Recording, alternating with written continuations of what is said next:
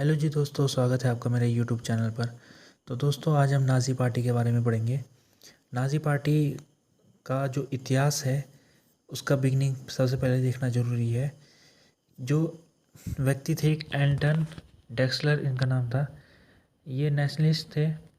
इन्होंने एक पार्टी की शुरुआत की थी जिसका नाम रखा गया था जर्मन वर्कर पार्टी, जिसे DAP भी कहा जाता था। ये एक एंटी सेमेटिक पार्टी थी। एंटी सेमेटिक वो पार्टी होती है जो यहूदी लोगों के खिलाफ बातें करने वाली विचारधारा को एंटी सेमेटिक कहा जाता है। तो इसी विचारधारा को मानने वाली ये पार्टी थी, तो इसलिए इसे एंटी सेमेटिक पार्टी के कैटेगरी में रखा गया था। ये DAP जो पार्टी थी, ये सोशलिस्ट विचारधारा से प्रभावित थी, लेकिन इसमें और थोड़ा सोशलिस्ट में विचारों का थोड़ा फ़र्क इस तरह से था कि ये प्रॉफिट शेयरिंग में विश्वास करती थी, जबकि सोशलिज्म की जो प्योर विचारधारा है वो इस प्रकार है कि वर्कर लोगों में पावर होनी चाहिए। पावर वर्कर्स में होगी तभी वो सोशलिज्म कहला जाएगा। पॉलिटिकल पावर की बात कर रहा हूँ मैं यहाँ पर। लेकिन DAP का ये मानना था कि पॉलिटिकल पार्टी ज़रूरी नहीं है कि वर्कर लोगों की ही पावर में हो, कोई दूसरा व्यक्ति भी पावर में हो सकता है, लेकिन उसको काम ऐसा करना चाहिए कि जो वर्किंग क्लास के लोग हैं वो खुश रहे उसके काम से। तो ये इसी को ही हम प्रॉफिट शेयरिंग कहा जाता है इसको। तो ये DAP इस विचारधारा से प्रभावित थी, तो DAP इस सोशलिज्म की उसने प्रॉफिट शेयरिंग वाली विचारधारा अपनाई। अब ये था कि DAP शुरुआत से ही SPD और KPD की विरोधी रही थी, जो कि लेफ्टिस्ट पार्टी है दोनों। इसके हमेशा ही वो शुरू से ही विरोध में रही थी। अब DAP इसके अलावा ट्रीटी ऑफ वर्सरीज जो साइन हुई थी, जिसके तहत जर्मनी और उसके जो दुश्मन देश थे फर्स्ट वर्ल्ड वार के दौरान, उनके बीच में पीस ट्रीटी साइन जो हुई थी वो इस ट्रीटी के तहत साइन हुई थी। तो इस ट्रीटी में जर्मनी के साथ बहुत ही बुरा सलूक किया गया था और उसके क्षेत्रों में हड़प लिया गया था उसके क्षेत्रों को। और इसके अलावा उसके ऊपर काफ़ी जो वर्ल्ड वार के दौरान जो नुकसान हुआ था देशों को, उसकी भरपाई भी जर्मनी को ही करनी थी। ये सब इस ट्रीटी के तहत ये किया गया था जर्मनी के ऊपर। तो ये जो DAP थी ये इस ट्रीटी का डीपली अपोज करती थी। उसका कहना ये था कि ये ट्रीटी जो साइन हुई है ये जर्मनी के खिलाफ है और जर्मन के नेताओं ने ये इस ट्रीटी में साइन करके गद्दारी की है। हिटलर शुरुआत में इस पार्टी से कैसे जुड़े? वो इस तरह से जुड़े कि इस समय क्या होता था कि आर्मी जो जर्मनी की थी वो पार्टियों में नज़र बनाए रखती थी, हर पार्टी में, कि पार्टी किस तरह से विचारधारा है उनकी और वो कितनी पावरफुल है, कितनी उनकी मेंबरशिप है, ये सब आर्मी देखती रहती थी। तो इसी तरीके से आर्मी ने इस पार्टी को देखने के हिटलर को चुना। तो हिटलर इस तरह से इस पार्टी में आए थे और हिटलर इस पार्टी से काफ़ी प्रभावित हुए। इनकी जो विचारधारा भी हमने पढ़ी थी, इन सब विचारधाराओं से प्रभावित होकर हिटलर इस पार्टी में जुड़ गए। और वो इसलिए भी जुड़े क्योंकि उन्हें पता था ये पार्टी छोटी है और अगर हिटलर थोड़ा यहाँ पर अपनी लीडरशिप दिखाए तो इस पार्टी के वो लीडर भी बन सकते हैं। ये उन्हें विश्वास था अपने में। जो इस पार्टी के फाउंडर थे एंटन डेक्सलर, उन्होंने हिटलर को चीफ ऑफ प्रोपेगेंडा के तौर में 1920 के शुरुआती समय में चुना, क्योंकि हिटलर अपनी ऑरेटरी स्किल के लिए काफ़ी फेमस थे। उनकी जो बोलने की शैली थी, लोग उनसे काफ़ी प्रभावित होते थे और उनका कह सकते हैं जादू चलता था हिटलर का। लोग उनको सुनने के लिए दूर दूर से आते थे। अब हुआ ये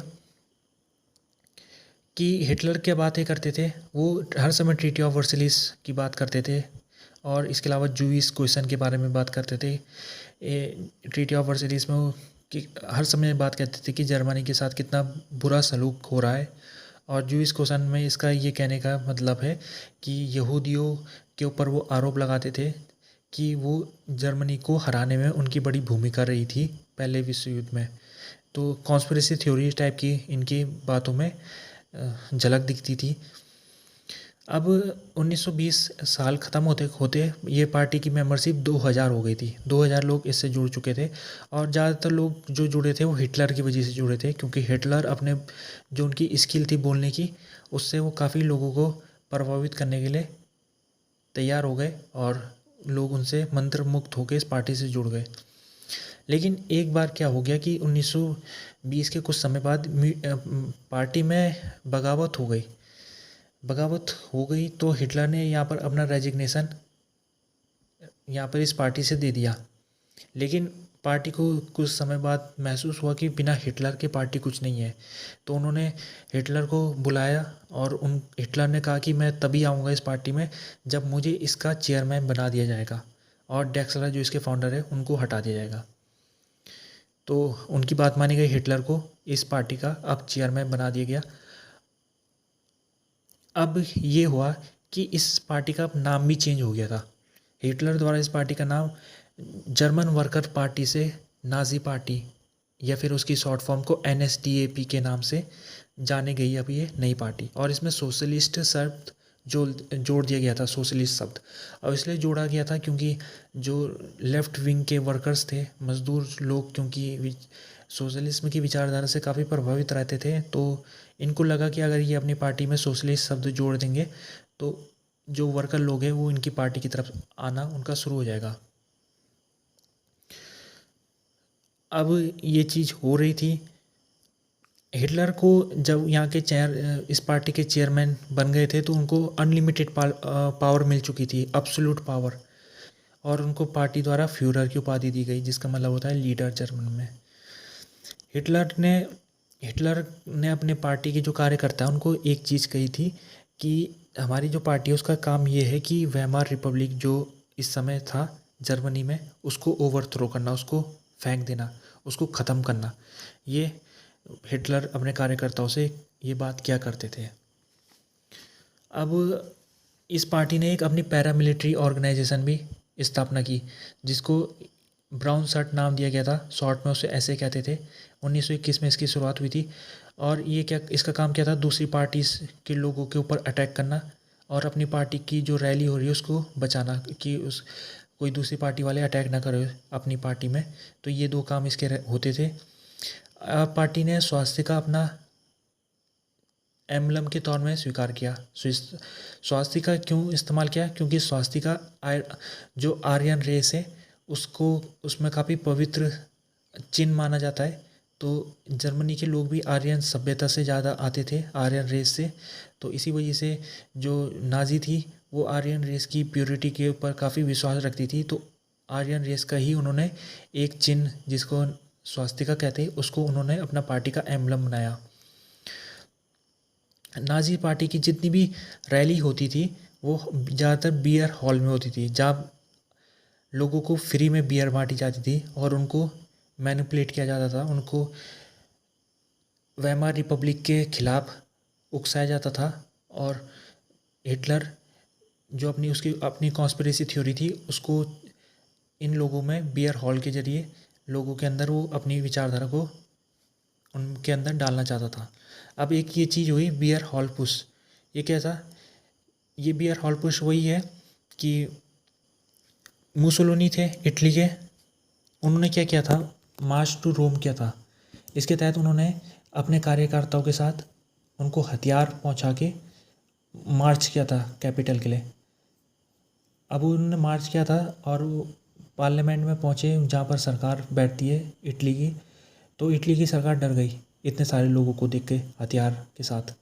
तो उन्होंने क्या किया, इटली की सरकार ने मुसोलिनी की जो डिमांड थी कि उनको वहाँ का प्रेसिडेंट बना दिया जाए, वो बात मान ली। इस तरह से मुसोलिनी का जो मार्च टू रोम है वो सक्सेसफुल हो गया। तो हिटलर काफ़ी प्रभावित थे मुसोलिनी से, वो भी इसी तरीके को अपना के मार्च टू बर्लिन करना चाहते थे। अपने कार्यकर्ताओं को लेके हथियार उनको मुहैया करा के बर्लिन की तरफ मार्च करना चाहते थे। और उनको लग रहा था कि जैसे इटली में वहाँ की सरकार डर के उन्होंने मुसोलिनी को बना दिया था प्रेसिडेंट, उसी तरीके से हिटलर को भी वो चांसलर बना दिया जाएगा जर्मनी का, ऐसा कुछ हिटलर को लग रहा था। तो ये बियर हॉल पुश उसी को ही कहते कि हिटलर ने ऐसी कोशिश की थी। तो उन्होंने मार्च जब किया था तो जर्मनी की जो सेना है उन्होंने उसका मार्च को रोकने के लिए उनके ऊपर गोली चलाई। तो हिटलर के लगभग 9 लोग हिटलर के पार्टी के मारे गए इसमें, और हिटलर को जेल में बंद कर दिया गया और उनके ऊपर राष्ट्रद्रोह का मामला चलाया गया। हिटलर का ये जो बियर हॉल पुश ये फेल हो गया। अब हिटलर को जब जेल के अंदर रखा गया तो उनके साथ सलूक अच्छा किया गया, जैसा उनका क्राइम था उसके हिसाब से तो उनको सज़ा कम ही मिली और कुछ महीने तक ही वो जेल में रहे, उसके बाद उनको छोड़ दिया गया। तो ये कुछ बियर हॉल पुश था और इसका प्रभाव पार्टी में इस प्रकार पड़ा कि पार्टी, हिटलर जब तक जेल में थे तब तक पार्टी दो भाग में बढ़ गई और कमज़ोर हो गई। लेकिन जैसे ही हिटलर वापस निकले उन्होंने अपनी पार्टी को रिवाइव किया फिर से और उनको उस पार्टी को फिर से यूनिफाई कराया। तो इस दौरान जो नाज़ी पार्टी थी वो काफ़ी अभी तक, जितना अभी तक हमने पढ़ा 1924 तक, ये काफ़ी कमज़ोर पार्टी थी। 1924 में इलेक्शन हुआ था पार्लियामेंट्री जर्मनी में, उसमें केवल 3% वोट ही नाज़ी पार्टी को मिल पाया। तो अभी ये कोई बड़ी पार्टी नहीं थी और शायद से यही वजह है कि ये जो इनका बियर हॉल पुश था ये नाकाम इसी वजह से रहा, क्योंकि हिटलर को लगा कि आर्मी उनका साथ देगी इसमें, लेकिन आर्मी ने उनको साथ देने से मना कर दिया। तो अब राइज टू पावर देखते हैं किस तरह से हिटलर पार्टी इतनी छोटी पार्टी से और जर्मनी की सबसे बड़ी पार्टी के रूप में उभरी। अब सबसे पहले बात यह है कि हिटलर जो नाज़ी पार्टी है उसको सपोर्ट कहाँ से मिलता था, कौन लोग नाज़ी को सपोर्ट करते थे और कौन से क्षेत्रों से सपोर्ट आता था। तो नाज़ी का ये जर्मनी का कुछ मैप है, पहले का मैप है, अभी इससे पोलैंड देश अलग हो गया था। तो ये जो नाज़ी का सपोर्ट आता था वो इधर की तरफ से आता था, ईस्ट पर्सिया से मिलता था उन्हें काफ़ी लोगों का समर्थन। ये सेल्सिक होस्टाइन के क्षेत्र ये यहाँ से भी मिलता था, इधर की तरफ से भी मिलता था।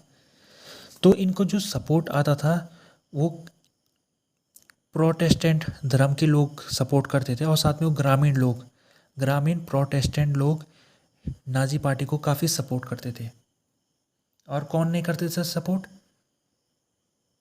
वर्कर लोग सपोर्ट नहीं करते थे नाज़ी पार्टी को, कुछ करते थे, ज़्यादातर कम्युनिस्ट पार्टी को वर्कर्स का समर्थन था तो वर्कर्स ज़्यादातर कम्युनिस्ट पार्टी को ही अपना वोट देते थे।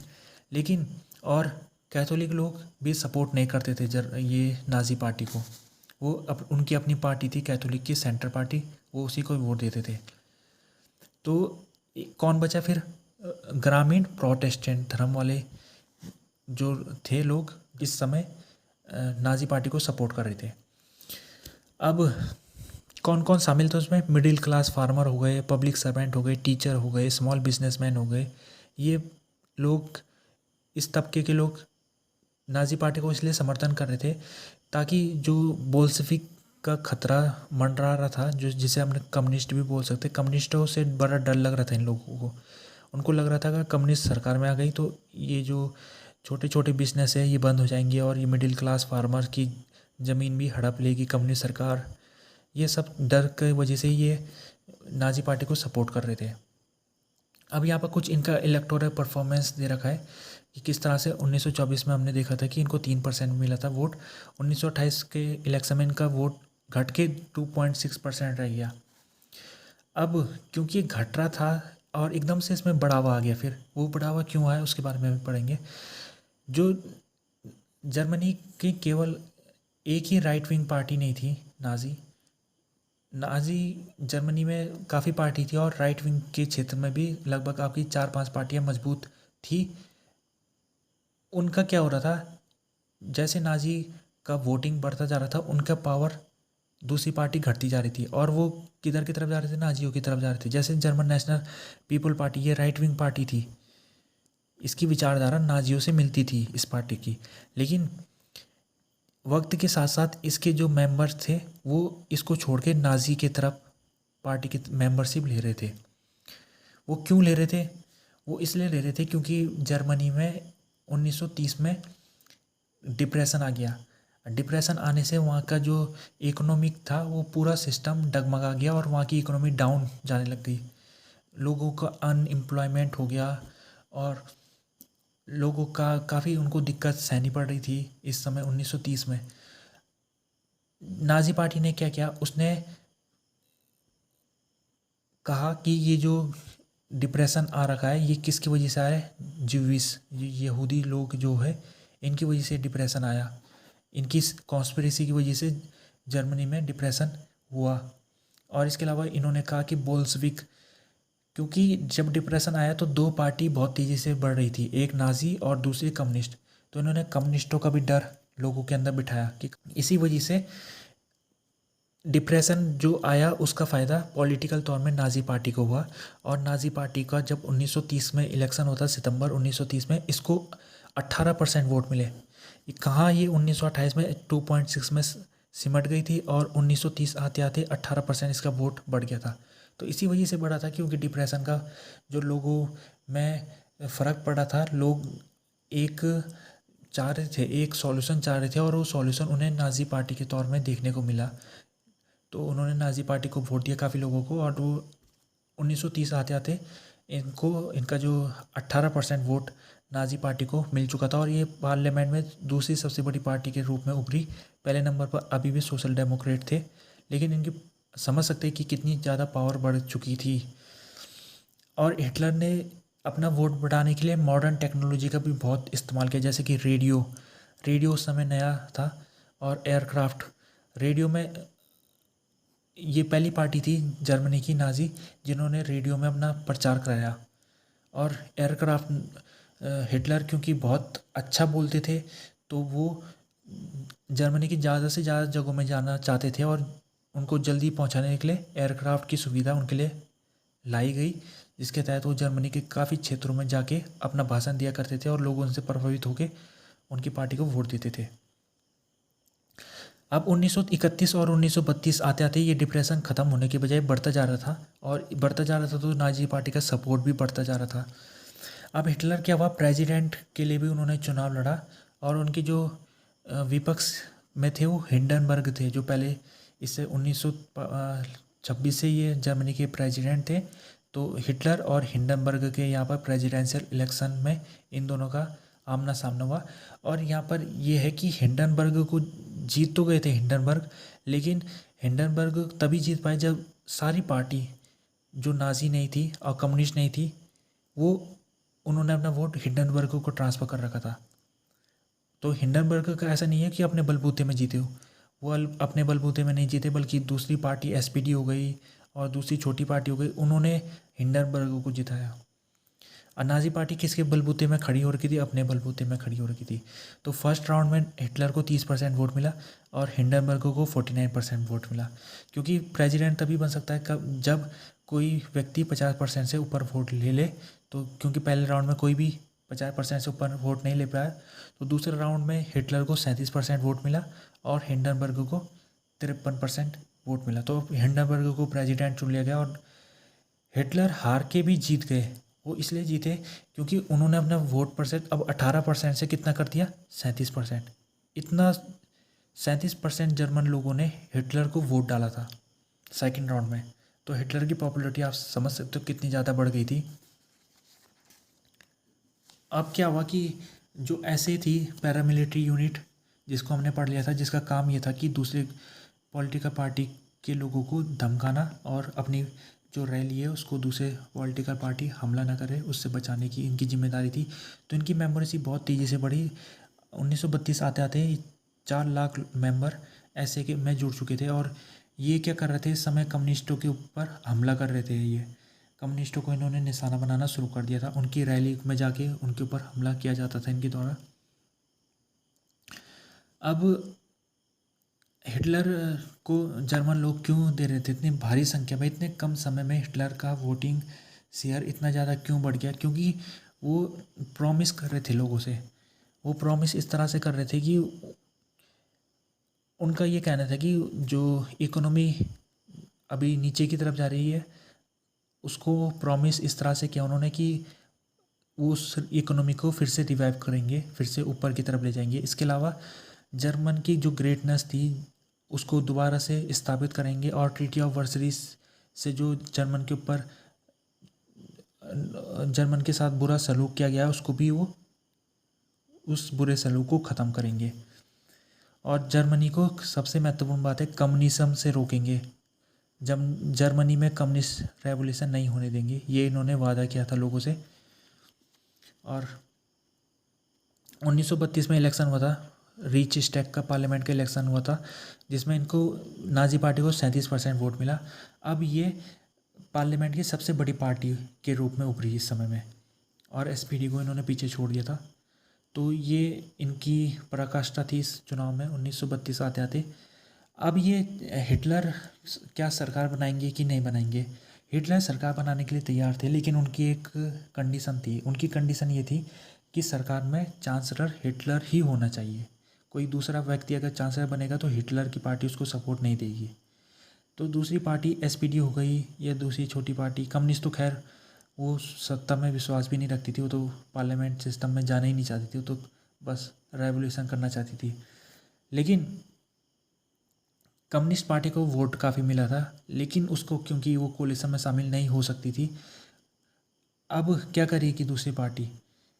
एसपीडी हो गई और छोटी पार्टी, उनको पता था कि ये कम्युनिस्ट तो हमारे खिलाफ है ही, ये जो नाजी पार्टी है ये भी एक न एक दिन इसने भी डेमोक्रेसी को ख़त्म करना है। तो इन्होंने बहुत कोशिश करी कि नाजी पार्टी को चांसलरशिप का पोस्ट नहीं मिले, तो इन्होंने ऑफ़र भी नहीं किया हिटलर को, और इन्होंने अपनी कोलिशन बना के कुछ साल तक ये चलते रहे, 1-2 साल तक चलते रहे। लेकिन हुआ ये कि इनका जो 1 साल का पीरियड था आगे का, वो काफ़ी अनस्टेबल रहा, काफ़ी चांसलर चेंज किए गए। और क्योंकि अनस्टेबल इस तरह से रहा कि ज़्यादातर वोट तो इसको मिला था, हिटलर की पार्टी को और कम्युनिस्टों को। दोनों, हिटलर की पार्टी नाजी पार्टी जो है और कम्युनिस्टों का अगर हम ऐड करें उनका वोट, तो 50% से ऊपर आ रहा था। अब कोई दूसरी पार्टी अगर कितना भी आपस में कोलिशन कर ले तो 50% वोट नहीं ले सकती थी। तो इस वजह से वो अनस्टेबल हो रहे थे वो कोलिशन, क्योंकि जो उनको बिल पास कराना पड़ रहा था वो पार्लियामेंट में पास नहीं हो पा रहा था, क्योंकि उनके पास बहुमत था ही नहीं। तो इस तरह से बस वो प्रेसिडेंशियल डिक्री के हिसाब से चलता जा रहा था, प्रेसिडेंट आदेश देते जा रहा था, तो सिस्टम भी चलता जा रहा था आगे। लेकिन नए कानून पास नहीं हो पा रहे थे, बजट पास नहीं हो पा रहे थे, कुछ भी चीज़ें पार्लियामेंट में आगे नहीं बढ़ पा रही थी। तो इसी वजह से नहीं बढ़ पा रही थी कि हिटलर को इन्होंने चांसलर बनने नहीं दिया, और कम्युनिस्ट लोग जो थे वो तो पार्लियामेंट्री सिस्टम में विश्वास ही नहीं रखते थे। वो कोशिश हर समय ये रहती थी उनकी कि किसी तरह से एसपीडी और नाजी में लड़ाई हो जाए, जिसका फ़ायदा कम्युनिस्ट उठा के रेवोल्यूशन करके सत्ता में आ जाए।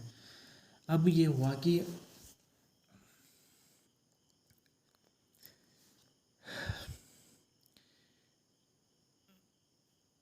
आखिरकार हिटलर को चांसलर बना दिया गया। वो इसलिए बना दिया गया क्योंकि अनस्टेबल हो गई थी सिचुएशन, और अब जो आखिरी चांसलर थे पापेन, उनको लग रहा था कि हिटलर को अगर हम चांसलर बना देंगे तो क्या करेंगे हम, हिटलर को तो बन जाएगा चांसलर, लेकिन उसके भी तो मंत्री होने चाहिए, और मंत्री कौन बनेगा? हम बनेंगे उसके मंत्री।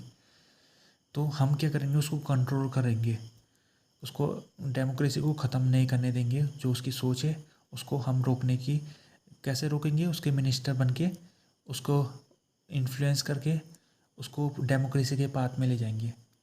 ये उनकी सोच थी। इसी सोच के कारण पापेन ने, जो हिटलर से पहले चांसलर थे, उन्होंने हिटलर को कहा कि चलो ठीक है, हम आपकी बात मानते हैं और आपको चांसलर बनाने के लिए तैयार है, हम इसको कंट्रोल कर सकते हैं हिटलर को। ये इनकी बहुत बड़ी भूल थी।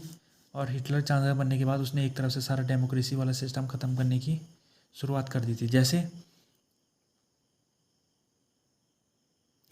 27 फरवरी 1933 में जो जर्मनी की पार्लियामेंट है उसमें आग लग गई थी, और आग किसने लगाई थी? एक कम्युनिस्ट व्यक्ति ने लगाई थी। हिटलर ने इसका बहाना लेके कम्युनिस्ट पार्टी को बैन कर दिया। कम्युनिस्ट पार्टी हो गई बैन, तो एक खतरा तो टल गया नाजी के लिए। दूसरा, उन्होंने ये कहा कि हिंडनबर्ग जो उस समय राष्ट्रपति थे जर्मनी के, उन्होंने एक डिक्री साइन करवाई, जिसके तहत जर्मन लोगों की जितनी भी सिविल लिबर्टीज़ है उनको सस्पेंड कर दिया गया। अब एक फिर से नाजी पार्टी ने जब चांसलर बन गया था हिटलर, तो उसने एक कंडीशन ये भी रखी थी कि चांसलर बनने के कुछ समय बाद इलेक्शन होंगे, ये उसने कह दी थी बात ये। तो उसी के आधार में 5 मार्च 1933 में इलेक्शन हुई थी, जिसमें नाजी पार्टी को अभी भी सबसे ज़्यादा 44% टोटल वोट का 44% नाजी पार्टी को मिला था। अभी भी ये 50% तक नहीं पहुंच पाई थी, क्योंकि मेजोरिटी 50% से ऊपर मानी जाती है। लेकिन ये नाजी पार्टी जर्मनी के हिसाब से जो उसका सिस्टम था प्रोपोर्शनल, जिसको इतना वोट लाना भी बड़ा मुश्किल था, वो 44% वोट पाने में सक्सेसफुल रही। ये कब का टाइम की बात है, जब हिटलर चांसलर बन चुका था, और जब वो चांसलर था उसके दौरान में ही ये इलेक्शन हुआ था, और ये आखिरी फ्री इलेक्शन यही था। इसके बाद जितने भी इलेक्शन हुए सब वो बस वो थोपे गए इलेक्शन थे, उसको कोई उसमें फ्री नहीं थे। वो बस वो नाजी पार्टी ने दिखाने के लिए इलेक्शन कराए थे। यही ये जो जर्मनी का सेकेंड वर्ल्ड वार से पहले ये आखिरी इलेक्शन था जो कि फ्री हुआ था, और इसमें नाजी पार्टी को 44% वोट मिले थे। अब इसके बाद काफ़ी लोग नाजी पार्टी से जुड़ने लग गए थे जब चांसलर हिटलर को बना दिया गया था। अब यहाँ पर ये चीज़ें हो रही थी कि 23 मार्च 1933 में हिटलर ने एक पार्लियामेंट में एक बिल रखा, इनेबलिंग एक्ट। ये बहुत महत्वपूर्ण है। इनेबलिंग एक्ट 1933 का बिल था, जिसके तहत पार्लियामेंट की पावर ख़त्म कर दी गई। पार्लियामेंट की जो जितनी भी पावर थी सरकार को कंट्रोल करने की, वो सारी पार्लियामेंट की पावर ख़त्म कर दी गई। और इसका विरोध केवल एक पार्टी ने किया था, एसपीडी। बाकी दूसरी जो विरोधी पार्टी थी वो सब बैन हो चुकी थी। केवल एसपीडी इस समय लीगल ऑर्गेनाइजेशन थी, उसने इस एक्ट का विरोध किया था। लेकिन जो सीट थी वो नाजी पार्टी के पास काफ़ी थी बिल पास कराने के लिए, तो आसानी से बिल पास हो गया, और इसके तहत पार्लियामेंट की पावर ख़त्म कर दी गई। और हिटलर को अब डिक्टेरियर पावर मिल गई थी, और वो डिक्टेटर बन चुके थे पूरी तरीके से। सारी पावर उनके ऊपर केंद्रित हो चुकी थी। उन्होंने सारी एसपीडी को भी अब बैन कर दिया था कुछ समय बाद।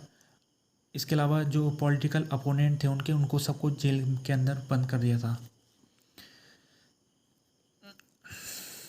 1933 के जून और जुलाई आते आते सारी पार्टी, या तो नाजी पार्टी को छोड़कर सारी जर्मनी की पार्टी या तो बैन हो चुकी थी, या तो उन्होंने खुद को डिसॉल्व कर दिया था, नाजी पार्टी में मिला दिया था।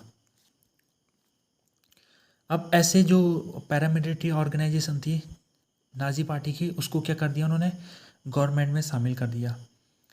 और उसके जो ऐसे के लीडर था उसको मिनिस्टर के रूप में जगह मिल चुकी थी।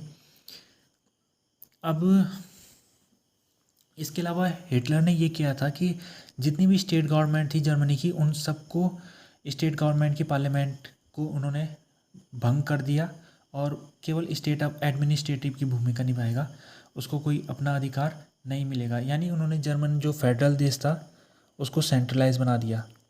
अब जर्मनी का जो भी फैसला लेगी वो सेंट्रलाइज गवर्नमेंट लेगी। ये इनके द्वारा किया गया था हिटलर के। इसके अलावा एक घटना हुई थी जिसे रोहम पर्च के नाम से जाना जाता है, जो कि 1934 में हुई थी, जिसको हम इंग्लिश में the night of long knifes कहते हैं। ये इसलिए हुई थी क्योंकि ऐसे के जो लीडर थे रोम, ये हिंसा को रोक नहीं रहे थे। हिंसा रोकने का यहाँ पर ये तात्पर्य है कि नाजी पार्टी जब जीत चुकी थी तो अब उसको हिंसा की कोई ज़रूरत नहीं थी, बल्कि उसकी बदनामी हो रही थी। सत्ता में आने के बावजूद हिंसा जो हो रही थी उससे उसे विदेशी देशों में बदनामी सहनी पड़ी थी। तो हिटलर ये चाहते थे कि अब ये हिंसा ना करे ऐसे के लोग। तो रोम जो ऐसे के लीडर थे उन्होंने इनकी बात नहीं मानी और वो हिंसा करते रहे। तो हिटलर ने को लग गया कि अब इसको हटाना पड़ेगा रास्ते से रोम को। तो उन्होंने क्या किया, रोम को जेल में डाल के उसकी हत्या करवा दी। इसी घटना को हम रोम पर्च कहते। और इससे काफ़ी लोग जो हिटलर के अपोनेंट थे अपनी ही पार्टी में, उन लोगों को हिटलर ने या तो जेल के अंदर डलवा दिया या तो मरवा दिया। तो इससे क्या हुआ, इस the night of long knifes के बाद नाजी पार्टी में सारे जो लोग थे जो थोड़े बहुत हिटलर के खिलाफ थे वो सब साफ, उनकी सफाई हो गई। और अब हिटलर की लोग ही नाजी पार्टी में रहे, जो हिटलर की पूरी तरीके से भक्ति किया करते थे, हिटलर को ही जो पूरे उसके जो कहते हैं कार्यकर्ता, वही अब केवल इस पार्टी में रह गए थे इस घटना के बाद। अब थोड़ा ऐसे को भी उसकी भूमिका घटा दी गई, क्योंकि ऐसे का लीडर के खिलाफ भी कार्रवाई की गई थी, तो ऐसे को कंटिन्यू तो रखा गया, लेकिन उसकी सिग्निफिकेंस पहले बहुत थी, उसको घटा के अब दूसरा एक ऑर्गेनाइजेशन थी एसएस, उसकी एसएस को ज़्यादा पावर मिल चुकी थी और ऐसे की पावर घटा दी गई थी इस घटना के बाद। अब हुआ ये कि 2 अगस्त 1934 में जो प्रेसिडेंट थे हिंडनबर्ग, उनकी मृत्यु हो गई थी। तो हिटलर ने क्या किया, प्रेसिडेंट और चांसलर का जो पद है दोनों को मिला के एक नया टाइटल अपने के लिए निकाला, फ्यूरर, लीडर के तौर में उन्होंने अपने आप को पेश किया। और जर्मनी का प्रेसिडेंट और चांसलर अब एक ही व्यक्ति था, जो कि था हिटलर। और एसएस को पुलिस पावर दी गई। एसएस जो इनकी ऑर्गेनाइजेशन थी पैरामिलिट्री, उसको पुलिस में सम्मिलित कर दिया गया। अब कुछ इलेक्शन हुए थे नाजी के दौर में। अब जैसे कि मैंने आपको थोड़ी देर पहले भी बताया था कि ये कोई इलेक्शन जो हुए, ये कोई फ्री इलेक्शन नहीं थे। और रिजल्ट देख के भी पता लग रहा है कि 1933 में जो इलेक्शन हुआ था उसमें नाजी पार्टी को 661 में से 661 सीट मिली थी, पूरी की पूरी सीट इनके पास। 1936 में भी पूरी की पूरी सीट इनके पास, 1938 में भी पूरी की पूरी सीट इनके पास। तो ये ना तो फ्री थे ना तो फेयर थे, बस नाजी पार्टी दिखाने के लिए ये इलेक्शन कराती थी। दूसरी सभी अपोजिशन पार्टी बैन थी, तो उनको कोई वोट मिल नहीं सकता था।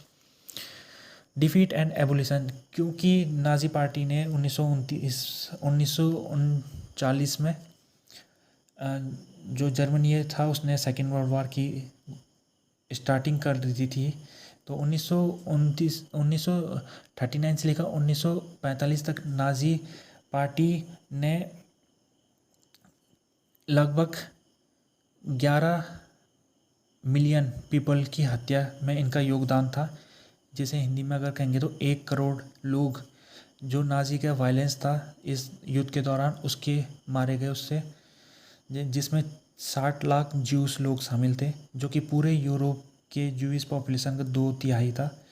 इसके अलावा जब ये जर्मनी 1945 में हार गया था लड़ाई, तो इसके ऊपर कब्जा कर लिया था जो अलाइड पावर थी उनके द्वारा। तो जो अलाइड पावर ने ये जो नाजी पार्टी था इनको बैन कर दिया, ख़त्म कर दिया, और डी नाजीफिकेशन की प्रोसेस शुरू हो गई। यानी जो जितनी भी जर्मनी की सोसाइटी थी वहाँ पर जो नाजी पार्टी के लोग थे उनको जेल में डाला गया।